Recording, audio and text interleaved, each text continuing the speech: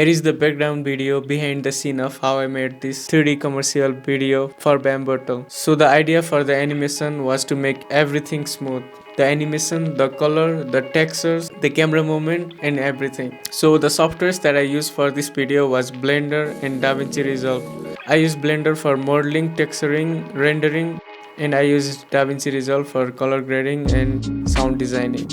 So the first phase was the main idea generation. Initially I was struggling with the ideas, but then an idea popped up in my head and then I started sketching the storyboard. After I made the storyboard, I started to model and build the environment according to the storyboard. And then comes the texturing process. I used the high quality wood textures that felt comfortable and warm. And then came the animation process. For the animation, I wanted to be smooth as possible, so I used the Bezier curve. And for the lighting, I used the default sky texture of Blender, and then I played with the parameters like rotation, elevation of the sun. And then finally came the rendering process.